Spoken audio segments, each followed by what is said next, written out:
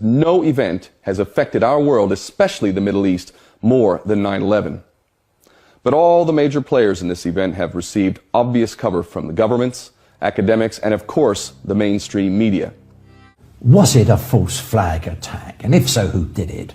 Well, there's just no question for those of us who are thinking the idea that these 19 hijackers led by a man in a cave in Afghanistan with some of whom are still alive. Yes, indeed. And the lead hijacker being Mohammed Atta, who was snorting cocaine, drinking booze, and hanging out with strippers. Fly a plane in a million years. I mean, it's such an insult. It's beggars belief that anyone bought that in the first place. It is indeed a false flag operation. The people that I would say we have absolute proof, beyond a doubt, which really indicts certain characters, and I think is very little talked about, is the purchase of the lease of the Twin Towers in the first place by Larry Silverstein and Frank Lowy. Now, these two billionaire Jewish businessmen bought buildings which financially were nothing but a liability. They were full of asbestos. They were full of asbestos. It had already been well documented that the cost of extracting the asbestos was in the billions. You couldn't just destroy the buildings because, of course, the buildings coming down would just release asbestos all throughout New York.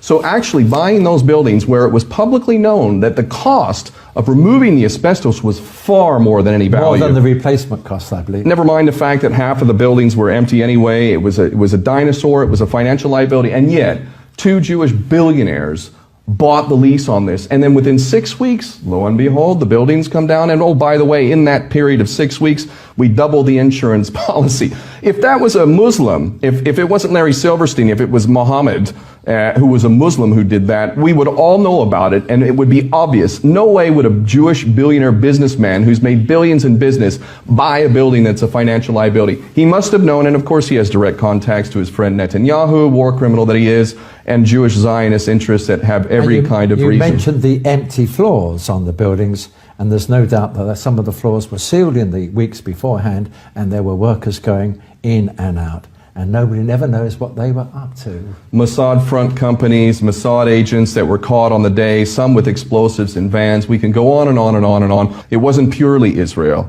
It wasn't purely. There were traitors in the U.S. as well. Well, the attack on 9/11, 2001 on the New York World Trade Center, instigated by Mossad.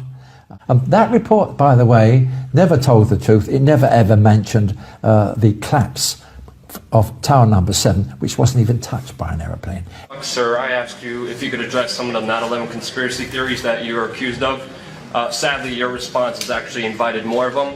I mean, for the record, everybody knows your infamous comments on PBS where you said pull Building 7 on 5/25 on the day of 9/11. They were not sure they were going to be able to contain the fire.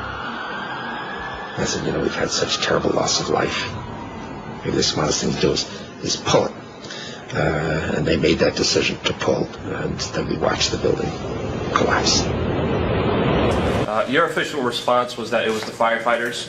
My question is, it was pretty clear that you meant the building, and if it was the firefighters, they already are outside the building by 12 because the water lines were broken. Ask the question. And the fire chief that you said you spoke to, Fire Chief Negro, denies talking to you on that day of 9/11. Can you answer those questions and address the theories against you? I suggest for everybody's consideration that we all look at the thousands of pages of testimony that have been rendered in the many years since 9/11, and let's use today's session for something that's... Are you aware of testimony of bombs in the building before the building collapsed, sir? Are you aware of that testimony? Sir, there's testimony by Barry Jennings. Sir, you don't have to touch me. Listen, I'll walk away. All I'm asking is a question. I don't have to be kicked out. It's a legitimate question. You don't have to put your hands on me.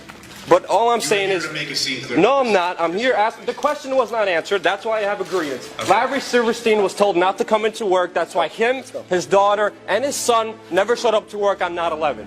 He put an insurance policy on the buildings. Reporters, do your job. Please ask some questions.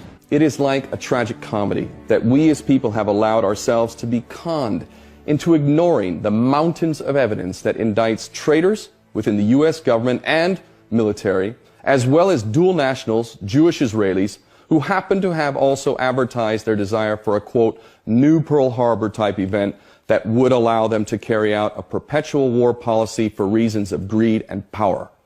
Wrapped up in a blanket of patriotism, of course. Whether you knew any of this or not, It has been hidden in plain sight.